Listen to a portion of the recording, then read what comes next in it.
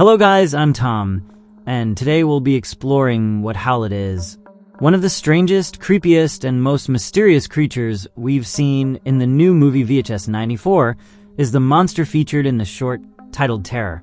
This being is a grotesque creature with incredible abilities, revealed to us as a kind of vampire or Strigoi named Howlett. It is quite powerful and menacing. Its blood has extremely dangerous properties, as it appears to be both flammable and highly explosive.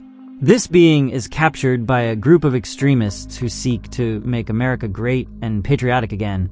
Due to all the mystery surrounding this creature, its incredible and unique traits, and its chilling presence during the climax of the short, the vampire Howlett from VHS 94 is considered by many fans of the Anthology to be one of the best monsters in the film, almost on par with Ratma.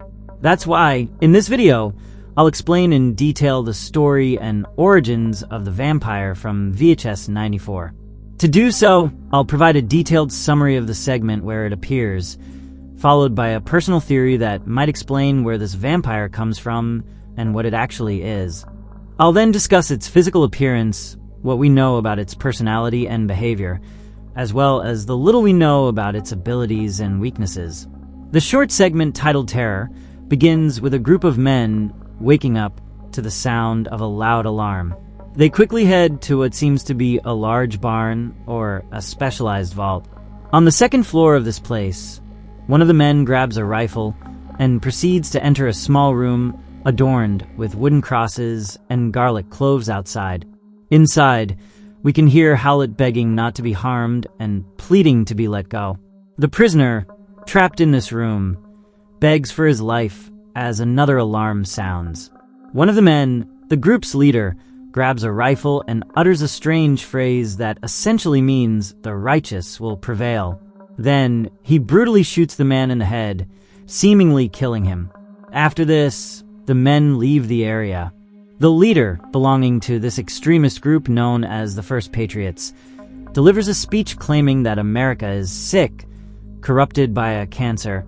He declares that they are the last great and righteous men, and that they will defend their principles to reclaim the country. The story is set in the mid-1990s, as it is mentioned that Bill Clinton is the president of the United States at the time. To this group, Clinton is seen as a traitor and a terrible leader. It's also revealed that the plot takes place in a remote area outside the city of Detroit, Michigan. This explains why the paramilitary compound is surrounded by forests and covered in snow. Some members of this organization, along with their leader, tour the city to inspect a government building. They closely observe its various entrances and exits, implying that they plan to destroy it as an act of rebellion against what they perceive as the country's corruption. Interestingly, they bring along a young man with a camera to record everything, including the location of security cameras. They also mention which areas receive sunlight and which don't, subtly hinting at what this group is hiding. The leader mentions that when they release the abomination into the building, everything will go as planned. The scene shifts quickly to the next day, and the alarm blares loudly again. The men repeat their routine, and the man they had killed the day before is alive once more. Once again, he pleads for his release, but is coldly executed again. That day, a police officer who sympathizes with the extremist patriots delivers an arsenal of weapons stolen from the precinct, assuring them that no one saw him. The officer tells them that their cause will bring about change. With these new weapons, the group records propaganda material. The leader states they will use the weapons to destroy the Patrick V. McNamara Federal Building in Detroit.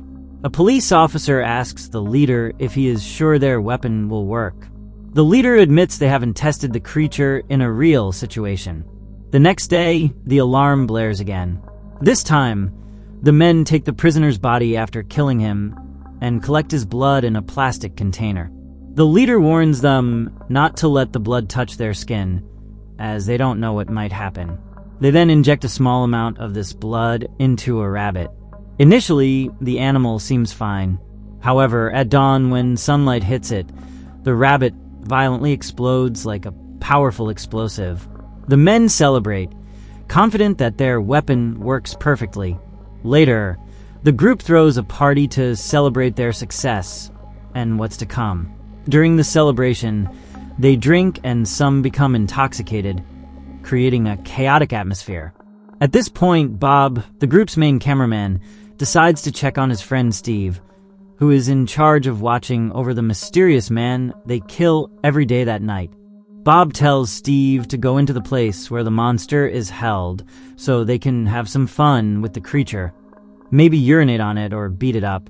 Initially, Steve adamantly refuses, but after some time, possibly under the influence of alcohol, he agrees. Both young men enter the site where the creature is kept. Bob tells Steve to kiss the motionless man.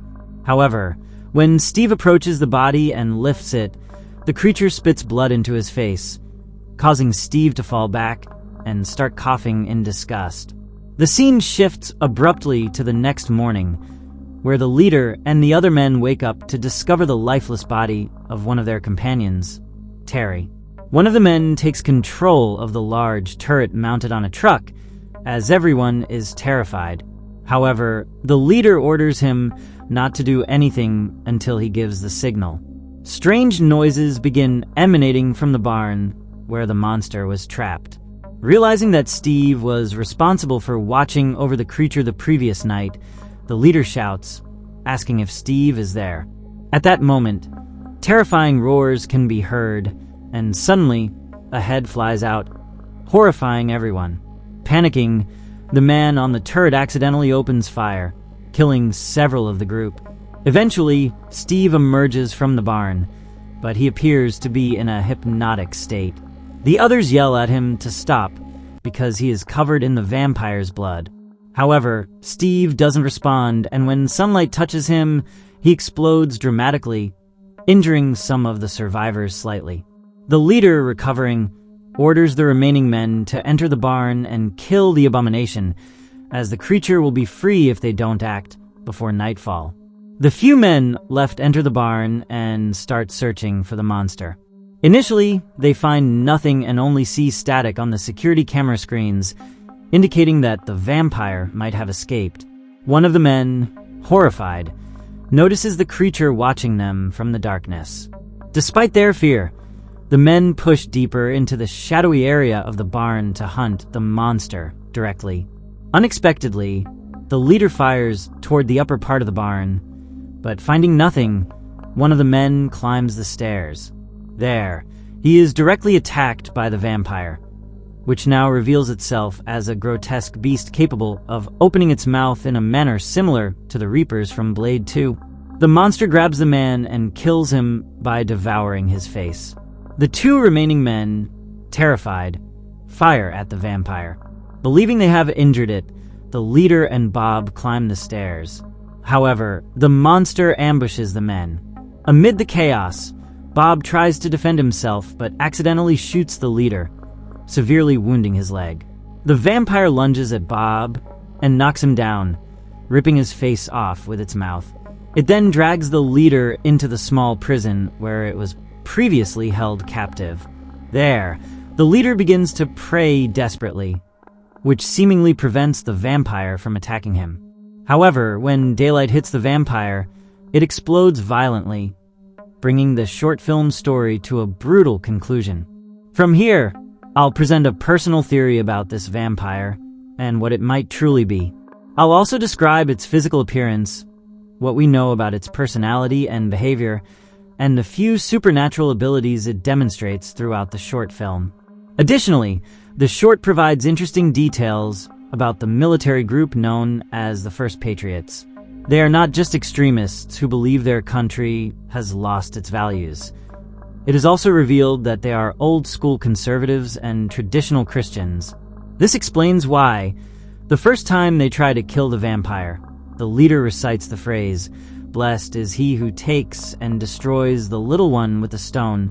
In one of their propaganda videos, the leader mentions that with their firearms, the Lord Jesus Christ, in his infinite wisdom, saw it as good to make us all similar to him to carry out the justice that this country and its people deserve. He also declares that, with these weapons, they will eliminate all evil from the face of the earth. Finally, the leader states that they are doing God's cleansing and work, which he considers a heroic act. According to him, God granted them an unyielding resolve and a metaphysical superweapon, referring to this living destruction. Then, the leader says they must do everything perfectly because they cannot disappoint Christ the King. This suggests that the military group is highly religious and demonstrates that, unlike Ratma, this vampire is not a being created from a failed experiment or from another dimension. Instead, the creature is, at its core, a supernatural entity, something more demonic and sinister. This is further supported by the fact that the vampire is kept secured in a locked room surrounded by numerous crosses.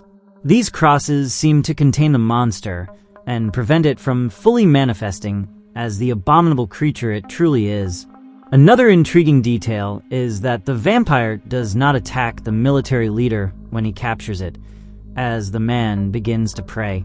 In some way, this appears to stop the vampire from directly harming him, reinforcing the idea that the vampire is a supernatural being and not merely the result of a failed experiment or a mutation. I conclude that this creature is essentially a type of Strigoi, which is essentially a parasitic vampire created in a metaphysical and supernatural way. Its appearance resembles that of a ghoul or necrotic demon, possessing characteristics and abilities that are more supernatural than biological. For this reason, it seems that the monster does not turn those it kills, or those who come into contact with its blood, into similar abominations. I believe Steve emerges in a catatonic state from the barn where the vampire was kept because he witnessed the creature transform from an apparent human into a grotesque monster. Additionally, he saw it consume some of his companions. This is why he is so disturbed when he exits, and upon being exposed to sunlight, he explodes in a violent manner. The vampire Strigoi, or simply Howlett from VHS 94, has a highly terrifying physical appearance. Initially, it appeared as a normal-looking man, somewhat thin and emaciated, with slightly long hair and a beard. However, after mutating and transforming into a monster, its face and upper body change completely. For example, its ears become pointed, its nose grows larger and flatter, and the veins on its head become more prominent and visible. Its forehead and face also appear to expand, pushing its hairline back and revealing more of its scalp compared to its human form. Its face features two large, piercing eyes of a yellow-green or amber hue, without irises or pupils, which give it a more haunting and demonic appearance. The most striking physical characteristic of this monster is its mouth. Not only does its lower jaw change, but it also seems to extend down to the base of its neck. The vampire has two jaws that can open horizontally in an exaggerated manner. These are filled with monstrous teeth, resembling numerous fangs arranged in several rows inside its mouth, giving it a beastly appearance. Interestingly, the creature retains its human tongue at the upper part of its mouth, though everything else is irregular and asymmetrical. Finally, it is notable that its hands appear to transform into sharp, grotesque claws, completing its terrifying and supernatural appearance. It is precisely these exaggerated and bizarre characteristics that make this monster truly terrifying and unsettling. We don't know much about the personality of this creature. However, it is intriguing that it is inherently malevolent, unlike Ratma, whose followers commit evil acts on his behalf. I conclude this because, in its human form, this creature constantly begs not to be harmed and pleads to be let go, seemingly trying to evoke pity and mercy. Yet, once freed, it appears to take pleasure in killing and consuming several men in the military complex. It does this instead of simply escaping when it had the chance, as many were asleep or drunk. It is implied that the monster kills some people and then returns to the barn to lure the survivors, essentially setting a trap for them. I believe this being killed Steve and traumatized him because, in some way, it enjoyed enacting its revenge. It also caused Steve to explode and harm others upon leaving. I find it particularly curious that it does not kill the military leader immediately, but instead saves him for last. When it realizes it cannot harm him, it begins wandering desperately, searching for a way to injure or kill him. Based on all this evidence, I conclude that this is a malevolent, manipulative, and intelligent being. Finally, the vampire from VHS 94 possesses some incredible abilities. First, it has superhuman strength, allowing it to rip off the head of an adult man with little effort. Additionally, it has superior resilience as it regenerates quickly and effortlessly despite being killed daily. Once it fully transforms into a monster, firearms seem to do little damage to it, enabling it to attack with ease. Another significant ability is its agility and speed, as it moves efficiently in its environment and can do so undetected if it wishes. The most peculiar and terrifying ability of the monster is its blood, which has unique properties. When exposed to sunlight or ultraviolet light, it explodes in an exaggerated and brutal manner.